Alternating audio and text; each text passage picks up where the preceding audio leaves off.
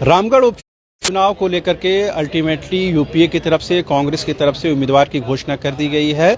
ममता पति पूर्व विधायक रामगढ़ की, उनके पतिदेव बजरंग महतो को पार्टी की ओर से, कांग्रेस की ओर से उम्मीदवार घोषित किया गया है।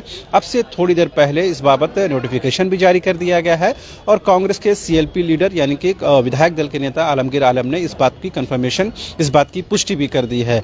दूसरी तरफ एनडीए की तरफ से सुनीता चौधरी, जो सीपी चौधरी के पत्नी हैं, वो नॉमिनेशन कर रही हैं। तो जाहिर सी बात है दोनों ही, यानी एनडीए की तरफ से और यूपीए की तरफ से, दोनों ही तरफ से उम्मीदवारों की घोषणा हो चुकी है। तो जाहिर सी बात है ये जो मुकाबला है ये बेहद रोचक होने वाला है, बेहद दिलचस्प होने वाला है।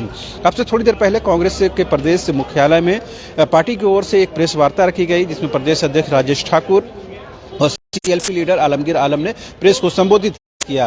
रामगढ़ उपचुनाव को लेकर के सीएलपी लीडर आलमगीर आलम ने साफ कहा कि उन्हें पूरा भरोसा है, यानी पार्टी को पूरा यकीन और भरोसा है कि बजरंग महतो के नाम पर मुहर लगेगी, उनकी जीत होगी। और उन्होंने कहा कि क्षेत्र की जनता उनके साथ खड़ी है, पार्टी के साथ है और ममता देवी ने जो कुछ काम किया है और जो कुछ उन्होंने कमिटमेंट किया, जिस बात को उन्होंने इम्प्लीमेंट किया है, उसका कहीं ना कहीं फायदा मिलेगा। जहां तक एंटी इनकम्बेंसी का सवाल है तो कांग्रेस ने इस बात को खारिज किया है कि किसी तरह की वहां पर कोई पार्टी विरोधी या उनके नेता के विरोधी कोई लहर नहीं है।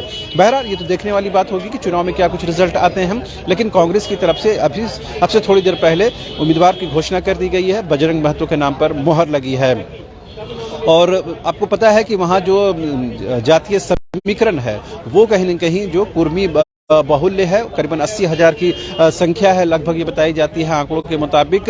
वो कहीं न कहीं एक मेजर फैक्टर होता है जीत और हार को लेकर के। लिहाजा जो भी उम्मीदवार होते हैं उसी कुर्मी जाति से होते हैं। यही वजह है कि एक तरफ एनडीए ने सुनीता चौधरी को मौका दिया है तो इधर से बजरंग महतो को मौका दिया गया है।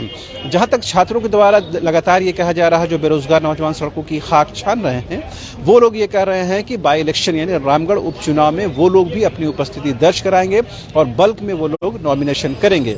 इस सवाल को लेकर के जब पत्रकारों ने कांग्रेस के प्रदेश अध्यक्ष राजेश ठाकुर से बात की तो उन्होंने कहा कि उन्हें इस बारे में कोई जानकारी नहीं है, लेकिन उन्होंने इतना जरूर आश्वासन दिया कि जो बेरोजगार नौजवान सड़कों में आंदोलन कर रहे हैं वो आश्वस्त रहे कि सरकार जो है, हेमंत सोरेन की सरकार जो है, उनके साथ खड़ी है।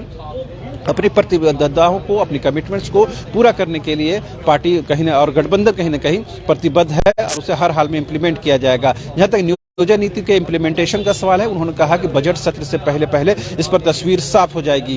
अब से थोड़ी देर पहले कांग्रेस की जो विधायक हैं बड़का गांव से, अंबा प्रसाद से बातचीत हो रही थी। उन्होंने कहा कि वो भी छात्रों के साथ खड़ी हैं, छात्रों के साथ किसी भी तरह की अगर इनजस्टिस होती है तो वो भी सड़कों पर उतरेंगी। वो किसी भी सूरत में छात्रों के साथ, नौजवानों के साथ इनजस्टिस, अन्याय नहीं होने देंगी। लिहाजा कांग्रेस पार्टी और पूरी की पूरी यूपीए जो महागठबंधन की सरकार है वो छात्रों के प्रति प्रतिबद्ध है, कमिटेड है और उनको हर हाल में न्याय मिलेगा।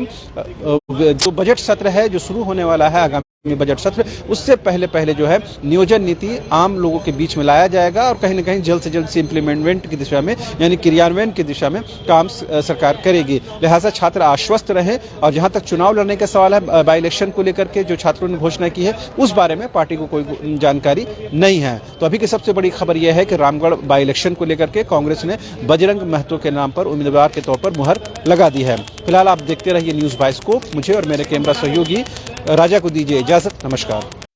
वेलकम टू चाचा मामा दंगल। हास्य अदाकार संजय मिश्रा से गुजारिश है कि वह अखाड़े में कूदे और फुलटूस को ट्रॉफी से नवाजे। लगता है समाधि ले ली। अरे बुला रहे हैं। अरे बोल रहे हैं कि बुलाना हो। टॉप टेक सीमेंट, जो जोड़े तो छोड़े नहीं, मजबूती ही हमारी पहचान।